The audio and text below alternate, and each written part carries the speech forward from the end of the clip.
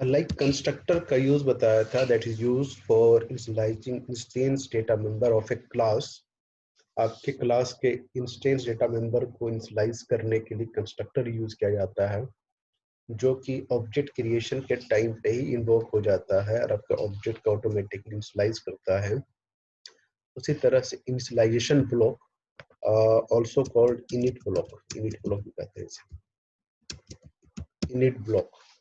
Init block के through आप अपने क्लास के इंस्टेंस डेटा मेंबर को इनिशियलाइज कर सकते हो। ठीक है, it is also use to initialize instance data member of the class at the time of object creation। मजे की बात यह है कि it is invoked or called, जैसे जो बोलना, called before the constructor, before the constructor। ये कंस्ट्रक्टर से ही पहले चला जाता है। कंस्ट्रक्टर खुद आपने देख लिया कि जैसे ही ऑब्जेक्ट बनाते हैं कुछ टाइम पे इन्वोक हो जाता है। तो आपके प्रोग्राम में अगर कंस्ट्रक्टर है, इन्वोक है, सॉरी इनिट ब्लॉक है, तो इनिट ब्लॉक उससे ही पहले आपका एग्जीक्यूट हो जाएगा। ठीक है, एग्जाम्पल से मैं आपको दिखलाते हैं, फिर बात करते हैं और क्या कैसे इनिशियलाइज कैसे करते हैं। उसके लिए इनिट ब्लॉक के इसके बाद ये कोई नाम भी नहीं होता इसका, just opening and closing brace use करेंगे और इसके अंदर डेटा मेंबर को इनिशियलाइज करेंगे। ठीक है, कंस्ट्रक्टर की तरह कोई नाम भी नहीं होता, तो ऑटोमेटिकली आपके डेटा मेंबर इसके थ्रू जो है इनिशियलाइज हो जाएंगे। जैसे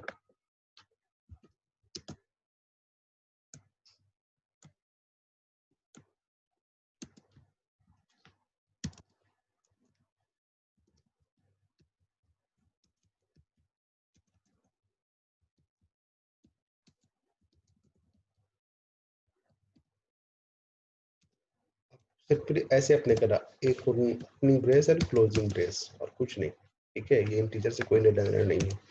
और इसके अंदर आके अपने डेटा मेंबर को आप इनिशियलाइज कर सकते हो, लाइक 34 जो a equal to 10, b equal to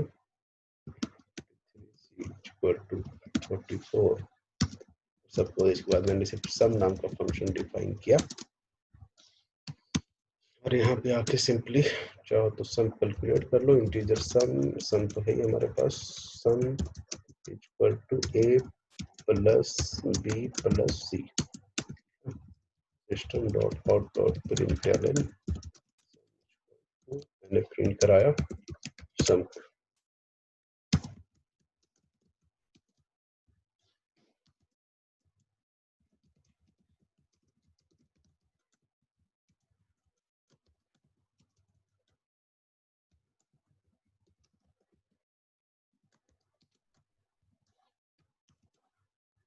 यहाँ पे आने के बाद हमने एक क्लास t30 का ऑब्जेक्ट बनाया, t इक्वल टू न्यू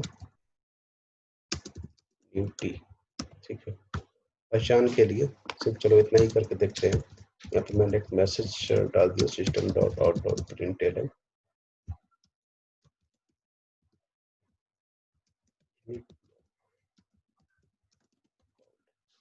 इसे मैंने सेव कर दिया डेमो डॉट जावा से।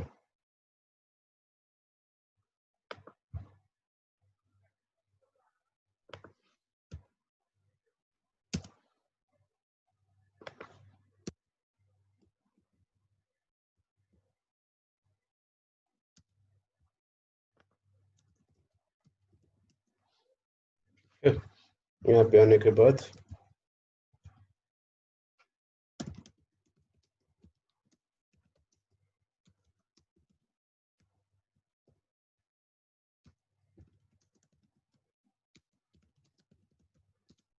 या वो दिख रहा है इनिट ब्लॉक कॉल्ड, है ना।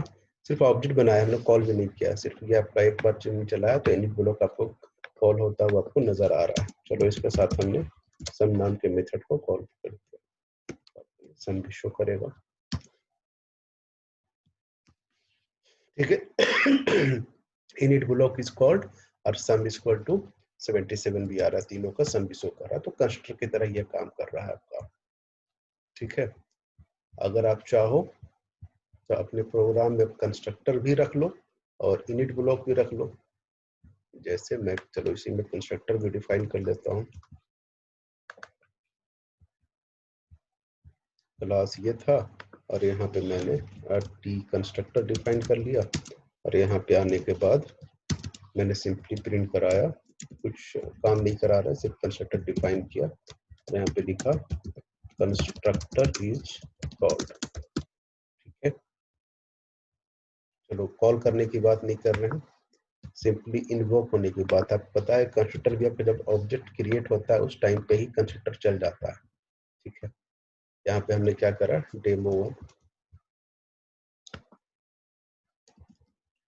demo1 डॉट जावा,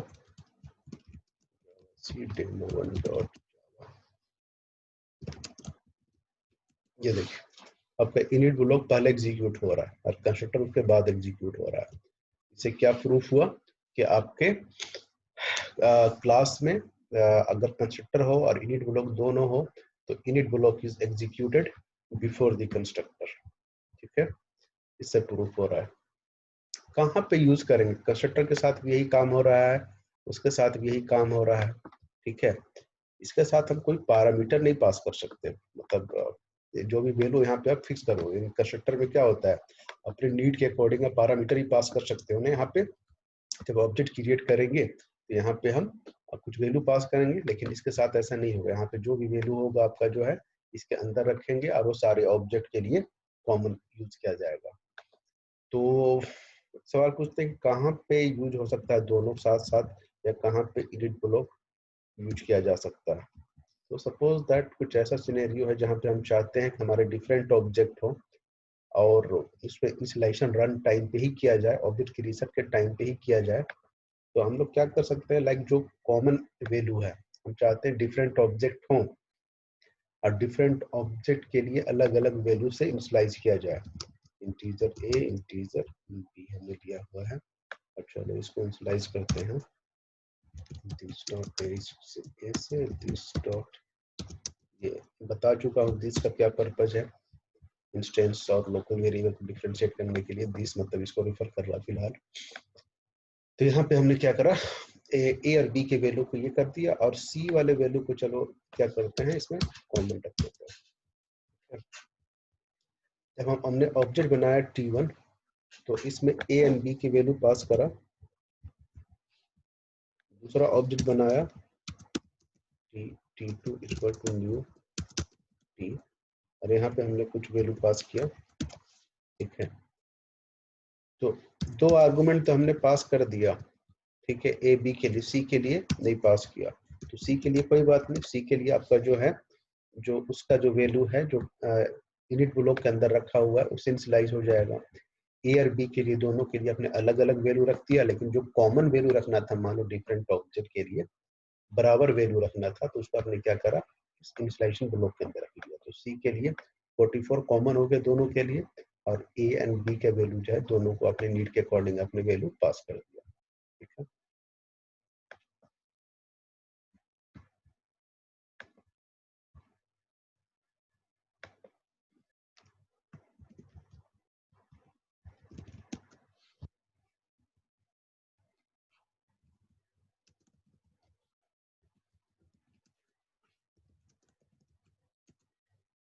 ठीक है, तो हम इसका एक किया, दूसरे ऑब्जेक्ट का भी ये आ गया। तो ये था इनिट ब्लॉक, इनिशियलाइजेशन ब्लॉक। ये ध्यान रखना कि आपके data member, instant data member को इनिशियलाइज करने के लिए ही यूज किया जाता है और it is executed before the constructor.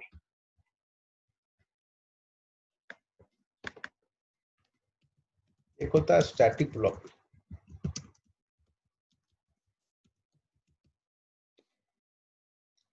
हमने कंस्ट्रक्टर पढ़ा, नॉर्मल मेथड की बात करा, इनिट ब्लॉक की बात करा, इनिशियलाइजेशन ब्लॉक की बात करा। तो इनिट ब्लॉक हो या कंस्ट्रक्टर हो, these are used to initialize instance data member of the class, right? But हमें स्टैटिक डेटा मेंबर हमारे क्लास के अंदर होता है। स्टैटिक डेटा मेंबर तो ऐसे कंपाइल टाइम मेमोरी में आ जाता है, उसका वैल्यू भी आप उस टाइम पर दे सकते हो।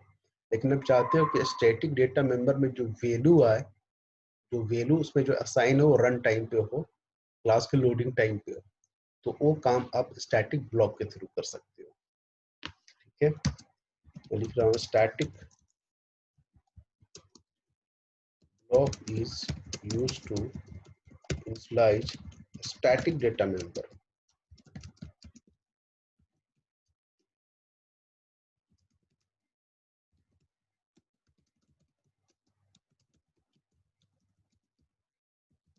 ये क्लास लोडिंग रन टाइम पे ये इनिशियलाइज करेगा डेटा मेंबर को।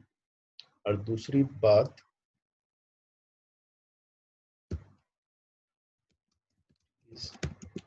Executed before the static method, ये स्टैटिक मेथड से पहले एग्जीक्यूट हो जाता है।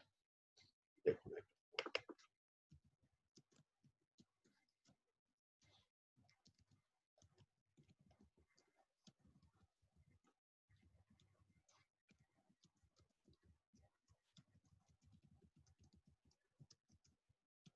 स्टैटिक इंट ए, लेकिन इसको इनिशियलाइज कर रहे हैं हम लोग वहां पे इनिशियलाइज ना करके रन टाइम पे।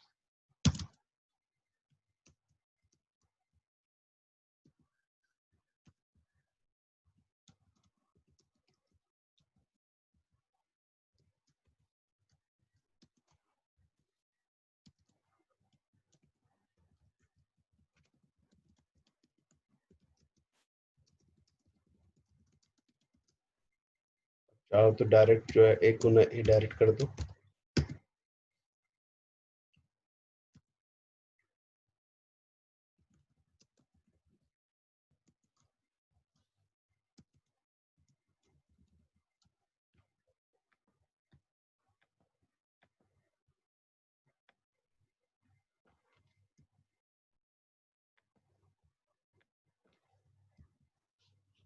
ठीक है,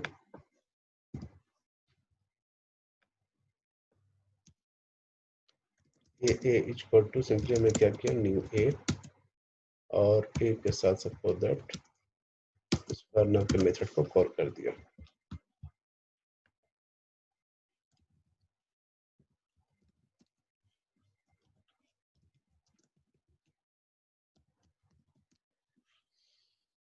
एरर आया, क्यों आया?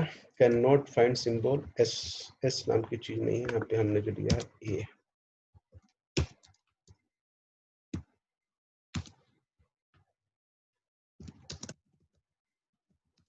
तो स्टैटिक डेटा मेंबर को इनिशियलाइज करने के लिए, डायनेमिकली रन टाइम इनिशियलाइज करने के लिए आपका जो है स्टैटिक ब्लॉक यूज किया जाता है। अच्छा, देखने से समझ में नहीं आ रहा कि कैसे रन टाइम कर रहे हैं हम। रन टाइम करने से समझ में, रन टाइम दिखला तो नहीं सकते, लेकिन इतना जान के चलो कि यहाँ पे ये स्टैटिक डेटा मेंबर एक कंपाइल टाइम मेमोरी में आ जाता है, और इसमें जो वैल्यू जो इनिशियलाइज किया जा रहा है ना, ये रन टाइम पे इनिशियलाइज किया जा रहा है। आपके प्रोग्राम में अगर थोड़ी देर के लिए स्टैटिक मेथड भी हो, स्टैटिक मेथड भी हो, जैसे स्टैटिक वाइड, थोड़ी देर के लिए कुछ भी कर लिया हमने, शो मेथड, तो सिंपली हम क्या कर रहे हैं, system dot out dot tell,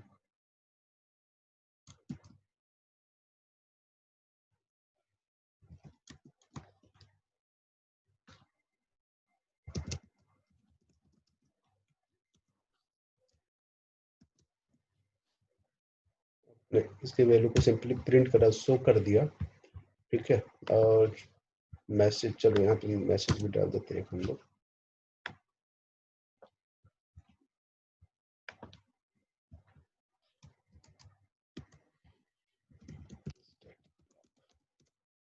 ठीक है,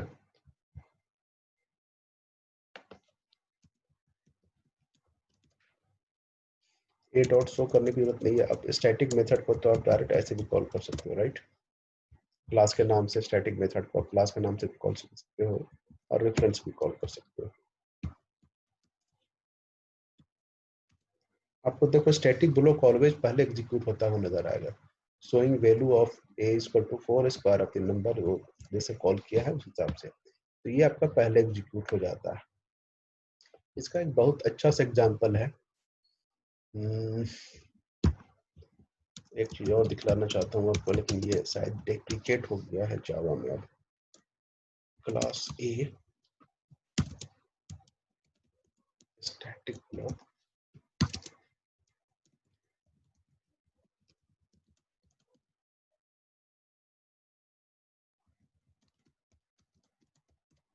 ठीक है, तो स्टैटिक ब्लॉक का यूज करते हैं स्टैटिक डेटा नंबर को डायनामिकली इनिशियलाइज करने के लिए।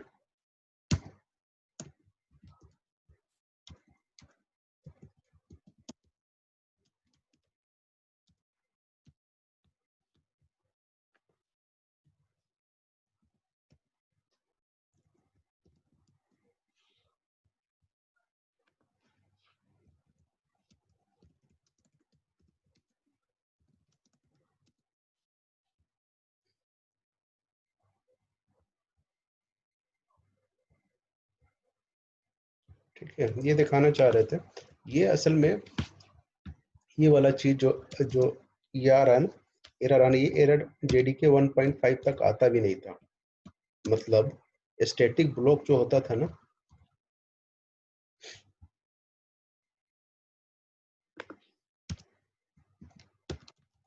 ये मेन से पहले भी एग्जीक्यूट हो जाता था। System dot identifier expected system dot exit. खैर अभी तो खैर एरर ही आ रहा है, सिस्टम डॉट एग्जिट।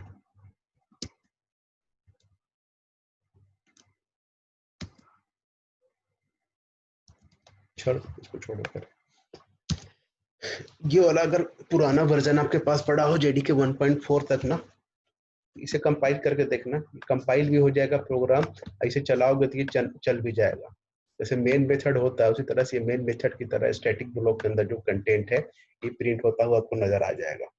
एक एक्सेप्शन शो करेगा, लेकिन एक्सेप्शन जब तक शो करेगा तब तक ये ब्लॉक आपका चल चुका होगा और ये मैसेज आपका प्रिंट हो जाता था। तो जेडीके 1.5 तक क्या था कि आपका फॉलो करने के मेन मेथड प्रोग्राम के एग्जीक्यूशन का स्टार्टिंग पॉइंट है, राइट, वहां से एग्जीक्यूशन स्टार्ट होता है। लेकिन एडीके 1.5 तक क्या है, जैसे स्टैटिक ब्लॉक का फीचर ही होता है कि मेन मेथड से पहले एग्जीक्यूट हो जाता है। तो अगर आपने प्रोग्राम में स्टैटिक ब्लॉक सिंपली रखा हुआ है, मेन मेथड नहीं भी है, तब भी ये प्रोग्राम चल जाता था, आपके ये मैसेज को प्रिंट कर देता। बट थोड़ा सा ये कंट्रोवर्शियल था कि हमारे प्रोग्राम में हम लोग ये जानते आए कि मेन मेथड प्रोग्राम की स्टार्टिंग पॉइंट होना चाहिए, और स्टैटिक ब्लॉक थोड़ा सा उसको वायोलेट कर रहा था उस रूल को कि मेन से भी पहले चल जाता था, राइट। तो ये जेडीके 1.5 के बाद इसे हटा, 1.5 से ही ये हटा दिया गया। हमारे 1.8 है, जरूरत नहीं है आपको, ऐसा बस आइडिया के लिए बता दिया कि पहले ऐसा भी हुआ करता था कि मेन के बगैर भी ये स्टैटिक ब्लॉक चल जाया करता था। अब नहीं है, 1.5 से हटा दिया गया है। ये इस फीचर को हटा दिया गया है कि वो मेन से पहले एग्जीक्यूट हो जाए या इंडिपेंडेंटली एग्जीक्यूट हो जाए। पहले आप लोगों ने करके देखा था, ये हो जाया करता था, अब नहीं होता। ठीक है, लेकिन वो फीचर जो है स्टैटिक ब्लॉक का कि स्टैटिक डेटा मेंबर को डायनेमिक स्लाइस करना, वो फीचर अब भी है। उसको समझाने के लिए, उसको बताने के लिए एक प्रोग्राम अभी हम और करते हैं। एक क्लास है हमारा, और इस क्लास के अंदर हमने एक बहुत अच्छा, इसका एक एप्लीकेशन है, बहुत अच्छा यूज है स्टैटिक ब्लॉक का। यहाँ पे हमने एक मेथड बना रखा है सो नाम का, और कुछ भी हमने प्रिंट करा दिया। ठीक है, इस क्लास का हम एक दूसरा जो है क्लास बी के अंदर, क्लास बी के अंदर हम क्या कर रहे हैं, एक क्लास का रेफरेंस वेरिएबल ले रहे हैं, ले सकते हैं। इस क्लास का ऑब्जेक्ट ही बना रहे हैं पूरा का पूरा, हम क्या करें, सिर्फ रेफरेंस वेरिएबल लेके छोड़ रहे हैं। तो बाय डिफॉल्ट इंस्टेंस होगा, अगर ये इंस्टेंस होगा इसको हम स्टैटिक भी बना सकते हैं, तो हमने इससे पहले उसे स्टैटिक भी लगा दिया। चलो क्या करते हैं, आप स्टैटिक ब्लॉक बनाते हैं, और स्टैटिक ब्लॉक के अंदर क्या करते हैं, हम जो इस क्लास का ऑब्जेक्ट यहाँ पे बनाते हैं न्यू ए, उसका ऑब्जेक्ट यहाँ पे बनाया और उसका रेफरेंस को संभाल कर रखा स्टैटिक ब्लॉक के अंदर। चलो समझ में आ गया। क्लास डेमो 5,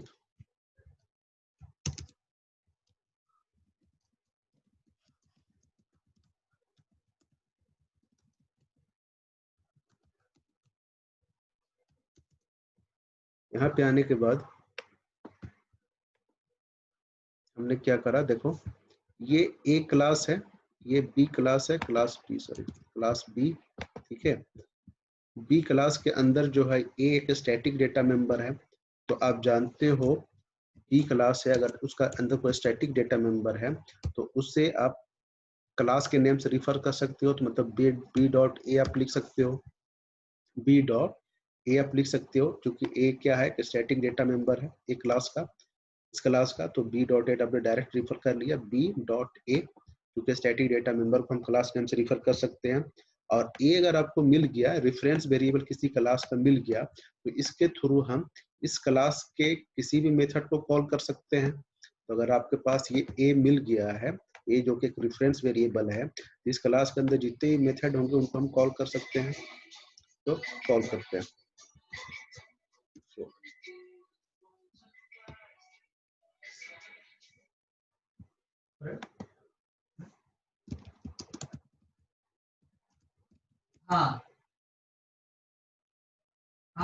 बिल नंबर 12 हाँ ओके ओके तो सेव ही नहीं किया इसमें।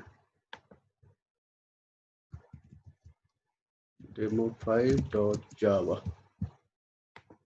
ठीक है, जावा सी demo5.java। नंबर से कॉल किया था ना? हाँ, मेरे नंबर पे कॉल कैसे आया? अभी इतना लेट हुआ ना, ठीक है। दिस इज टेस्ट, देखो ये मैसेज नंबर से कॉल किया था, प्रिंट होता हुआ नजर आ रहा है। लगभग आधे घंटे के ऊपर हो गया, अब मुझे कॉल आया, बोला आपने 4 ऑर्डर किए थे।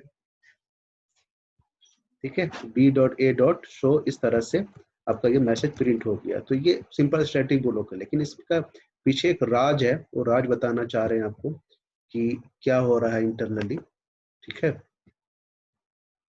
यहाँ पे एक हमारे पास जावा में ऑलरेडी एक क्लास बना हुआ है जो आपको दिखलाते हैं, जिसके अंदर एक प्रिंट स्ट्रीम नाम का क्लास है आईओ पैकेज के अंदर। अभी हम दिखाएंगे, पूरी बात समझ में नहीं आएगी, लेकिन आइडिया के लिए।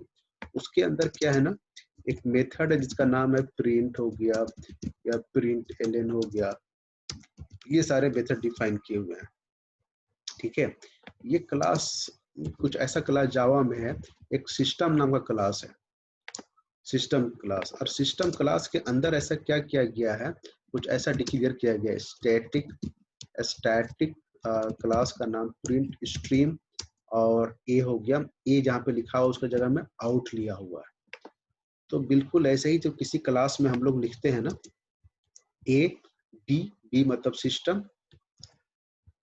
बिल्कुल ऐसे ही डिफाइन किया हुआ सिस्टम, और ए मतलब आउट, और उसका मेथड, कोई भी मेथड करने का मतलब जैसे प्रिंट एलएन, जैसे यहाँ पे प्रिंट एलएन, जैसे हम लोग यहाँ पे मेथड हमने बनाया हुआ है इसके अंदर थोड़ी सो, उस तरह प्रिंट एलएन बनाया हुआ है। मैं दिखलाऊंगा आपको एक बार, इसकी बात कर रहा हूँ, ये बाद में आएगा, आपको थोड़ा सा उससे देख लो। Javap java dot IO dot print stream नाम का एक क्लास है, इतने सारे मेथड है, उसमें से मेथड प्रिंट भी है, प्रिंट एलएन भी है, ओवरलोडेड है, इंटीजर भी प्रिंट करा लो, बुलियन प्रिंट करा लो, डबल भी प्रिंट करा लो। तो इसी की बात करें, ये कहाँ पे है, प्रिंट स्ट्रीम नाम का क्लास है, उसके अंदर है। अब मैं दूसरा क्लास आपको दिखलाता हूँ, javap java dot lang package के अंदर सिस्टम। देखिए सिस्टम क्लास के अंदर क्या है, एक आउट नाम का एक वेरिएबल है, ये वाला जो वेरिएबल कैसा है, जिसे स्टैटिक डिक्लेयर किया गया है। किस क्लास का है, प्रिंट स्ट्रीम क्लास का है। यहाँ पे as a out, as a इसको स्टैटिक डिक्लेयर किया गया है। ठीक है, तो यही इसी को बताना चाह रहे थे, सिस्टम क्लास के अंदर प्रिंट स्ट्रीम क्लास का out as a reference variable static declare किया गया है, और इसका ऑब्जेक्ट जो है यहाँ पे रन टाइम पे बनाया गया है। ठीक है, और यहाँ पे आने के बाद फिर आप जब इसे लिखते हो बी डॉट आउट किसी क्लास में, तो सिस्टम डॉट आउट लिख पाते हैं, क्योंकि सिस्टम क्लास के आउट अंदर एक स्टैटिक डेटा मेंबर है, और आउट आप लिख गया तो उसके साथ फिर किसी भी मेथड को आप एग्जीक्यूट करा लेते हो, किसी भी मेथड के प्रिंट स्ट्रीम के किसी भी मेथड को आप इन्वोक कर लेते हो, यही होता है। ठीक है, आप पूछोगे इसमें स्टैटिक ब्लॉक पर रखने से फायदा क्या हुआ। स्टैटिक ब्लॉक में रखने से फायदा ये होता है, मतलब ये ऐसा हो रहा है यहाँ पे, out is equal to new print stream, ऐसे एक्चुअल में क्या हुआ जावा ने, तो उससे क्या हुआ कि आउट के अंदर जो रेफरेंस आता है प्रिंट स्ट्रीम का, वो रन टाइम पे आता है, डायनेमिकली आता है, और जिसका रेफरेंस उसके पास वो आता है, फिर जब हम लोग system dot out dot print LN लिखते हैं तो आउटपुट वहीं पे फेंकना शुरू कर देता है। देखो system dot out dot print, अभी हम लोग यहाँ पे लिख रहे हैं ना, ये आउटपुट जो है कंसोल पे प्रिंट हो रहा है। आगे चलकर हम लोग कोई आईडी यूज करेंगे, जावा का आईडी, मान लो एक्लिप्स, एक्लिप्स पे यही कमांड यूज करेंगे, तो वहां पे वो जाके उसके कंसोल पे प्रिंट कर देगा। ठीक है, तो जहाँ सिस्टम डॉट और जहाँ पे रन टाइम पे उसका रेफरेंस मिलता है, वहीं पे उसके रेफरेंस को संभाल कर रख लेता है, आउटपुट को वहां थ्रो करना शुरू कर देता है। इसलिए इसको जो है स्टैटिक ब्लॉक के अंदर रखा गया है, डायनेमिक ब्लॉक की तरफ उसे रखा गया है। ठीक है, ये सिस्टम डॉट आउट डॉट की प्रिंट एलएन की कहानी है। पूरी बात समझ में नहीं आई होगी, उसके लिए आपको जो आईओ पैकेज और सिस्टम क्लास आगे चलकर हम डिस्कस करेंगे, समझ में आएगा। लेकिन overview system dot out dot println क्यों लिखते हैं, इतना आइडिया आपको हो जाना चाहिए। कोई पूछे तो बताओ, सिस्टम एक क्लास है, उसके अंदर आउट नाम का एक स्टैटिक वेरिएबल है, स्टैटिक रेफरेंस वेरिएबल है, और प्रिंटलन एक मेथड है प्रिंट स्ट्रीम क्लास का, ठीक है। और आउट जो है प्रिंट स्ट्रीम क्लास का एक रेफरेंस वेरिएबल है। तो चूंकि स्टैटिक वेरिएबल, इसके सिस्टम डॉट आउट हम लिख पाते हैं, और आउट के थ्रू हम प्रिंट स्ट्रीम के किसी मेथड को कॉल कर पाते हैं। तो जो भी चीज यहाँ पे लिखते हैं, स्ट्रिंग हो, डबल हो, इंटीजर हो, वो डेटा वहां पे जाके प्रिंट हो जाता है। ये कहानी थी स्टैटिक ब्लॉक की।